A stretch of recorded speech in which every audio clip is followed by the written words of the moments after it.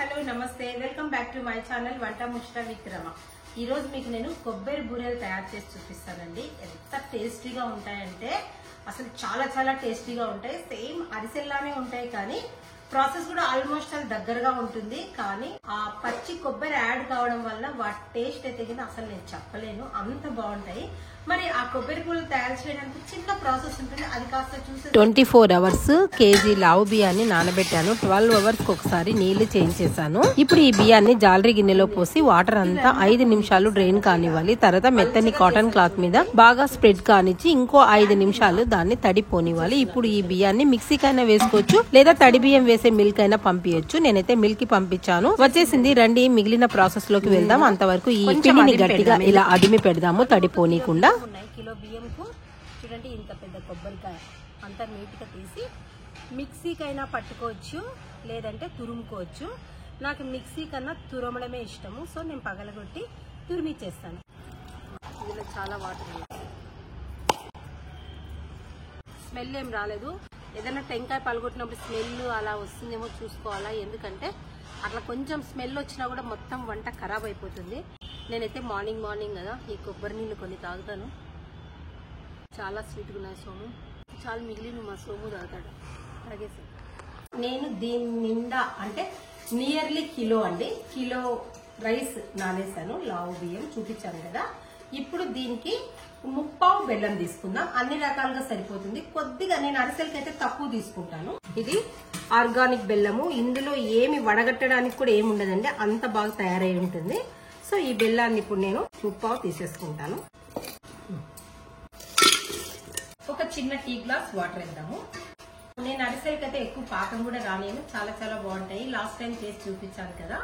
దీనికైతే కాస్త పాకం రానిద్దాము, ఎందుకంటే కొబ్బరి వేస్తాం కదా అందులోకి. కొబ్బరిలోని చెమ్మని పీల్చుకొని కూడా ఆ పాకం అనేది కాస్త లూజ్ అవుతుంది. సో నేను కొద్దిగా దీనికి పాకం రానిస్తాను. నా బెల్లం అంతా కరిగిపోయింది చూడండి. కొబ్బరి అంతా ఇలా తురుముకొని వచ్చేసినాము. పాకం రాగానే అందులోకి వేయడం. పాకం వచ్చేస్తూ ఉంది. మీలో ఎంతమందికి కొబ్బరి బూరెలు తెలుసు? గోదావరిలోకైతే అందరికీ తెలుసు, ఎందుకంటే నేను అక్కడే చూసాను ఇవన్నీ కూడా.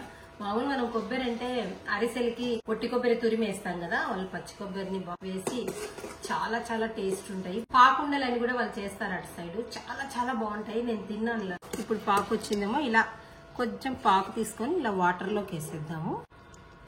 ఇంకొద్దిగా రానిద్దాం. ఇలా ఉంట అయిపోవాలి.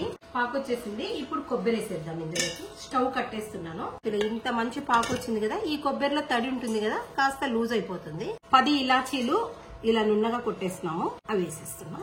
ఇదంతా బాగా కలిపేద్దాం. ఇప్పుడు మనం బియ్య పిండిని పోసేసుకోవాలి. బియ్య పిండిని కొద్ది కొద్దిగా వేసుకుంటూ, ఇద్దరు ఉండాలి దీనికి. రమ్మ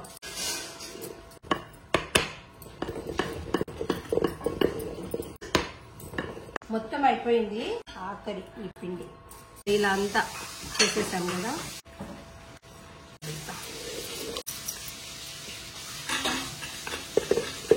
తర్వాత కాస్త నెయ్యి వేసి బాగా కలిపేసుకోవాలి. ఇప్పుడు పైన కూడా కాస్త నెయ్యి వేసి బాగా కలిపి ఒక గంట సేపు పక్కన పెట్టాలి. మూత పెట్టేసి ఒక 1 అవర్ అలా చల్లారనిద్దాము. లేదంటే మీరు నైట్ పట్టేస్తున్నారు అనుకోండి, ఎర్లీ మార్నింగ్ చేసుకుంటే ఇంకా బాగా వస్తాయి.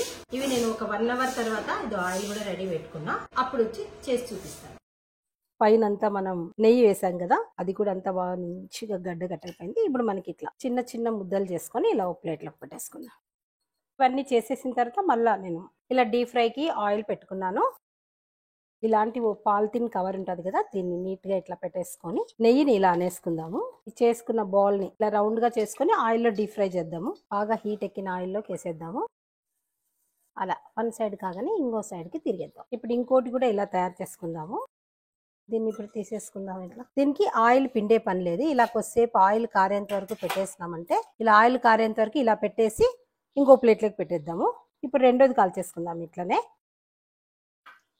మీడియం ఫ్లేమ్ లో పెట్టి కాల్చేసుకోండి. అరిసెలైనా కొబ్బరి బూరెలైనా ఇద్దరు ఉండాలా. ఇలా ఒకరు వేస్తుంటే ఒకరు తీయడానికి.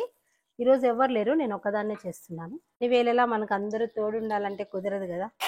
అలా ఉంటే అలా, ఇలా ఉంటే ఇలా అడ్జస్ట్ అయిపోతూ ఉండాలా. జీవితం కూడా అంతే. చూసారా, దీనికి అక్కడక్కడ ఇట్లా ఇలా హోల్స్ వస్తాయి, ఎందుకంటే అక్కడ కొబ్బరి ఉంటుంది. 1 బై 1 చేసేస్తూ ఉన్నాను. ఇలా 1 బై 1 చేసుకోవడమే. నేనైతే అన్ని ఒకేసారి చేయనండి. నేను ఫ్రిడ్జ్ లో పెట్టేస్తాను. యాక్చువల్ గా ఎక్కువ మాట్లాడితే అరిసెలుగా పాకైనా తర్వాత వచ్చేసి కొబ్బరి బూరెలైనా ఏమైనా పెట్టేసి సున్నుండల మిక్స్ కూడా పెట్టేస్తాను. ఎప్పుడు కావలిస్తే అప్పుడు హాట్ గా. ఇప్పుడు అంతా ఎంతమంది ఉంటామండి ఫ్యామిలీలో? వీలైతే 2 3 అబ్బబ్బ అంటే 4. అప్పటికప్పుడు అలా హాట్ గా చేసిస్తే వాళ్ళు చాలా బాగా తింటారు కదా. అందుకోసమనే నేను ఏవి కూడా అన్ని ఒకేసారి చేసేను పిండి వంటలు. బూరెలమ్మా, బూరెలు, వేడి వేడి బూరెలు మీకు కావాలా? అయితే మీరు కూడా చేసుకొని తినండి. నేనైతే ఫోన్లో నుంచి వేయలేను. ఇప్పుడు ఈ బూరెని ఇలా ఒకటి తీసుకొని తిందాము.